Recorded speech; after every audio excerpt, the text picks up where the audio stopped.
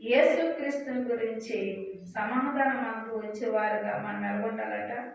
మొదటి సువార్త యందు కూడా చాలా జాగ్రత్త కలిగి పరిచయం చేయండి అన్నాడు. యేసుక్రీస్తు వారు చెప్పిన వాగ్దానాన్ని బట్టి అందరికీ ప్రసారం చేయండి.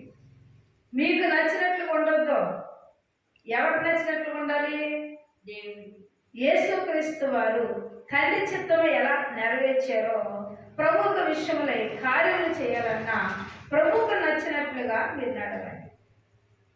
అందుకే ఇక్కడ రాస్తూ కొన్ని స్థానాలు రూఢిగా నమ్ముచున్నాం కనుక మీ అందరి నిమిత్తం నేను చెయ్యే పది ప్రార్థనతో ఎల్లప్పుడూ సంతోషంతో ప్రార్థన చేయొచ్చు నిన్ను నమ్ముచు స్తుతులు చెల్లిస్తున్నాను. హల్లెలూయా హల్లెలూయా. దేవుడు ఎవరిని తోసివేసేవాడు కాదు. ఎలాంటి వాడైనా, ఏ మతస్థుడైనా, ఏ స్థితిలో ఉన్నా నువ్వు ఆయన దగ్గరికి వస్తే ఆయన ఏమాత్రం తోసివేసేవాడు కాదు.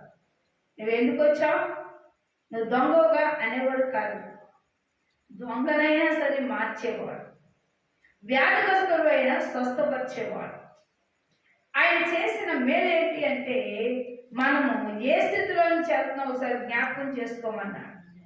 ఆయన ఎల్లప్పుడూ మీకోసం విజ్ఞాపనం చేస్తున్నంటే కాదు, మీరు కూడా యేసుక్రీస్తు యొక్క నామాన్ని ఎరిగిన వారై బలవంతుల వారిగా ఉండి బలహీనులైన వారు బలపడి నూతన ఆత్మతో నింపువాడై పరిశుద్ధమైన వాక్కుతో అనేక మందికి సువార్త చేసేవారై కావాలి.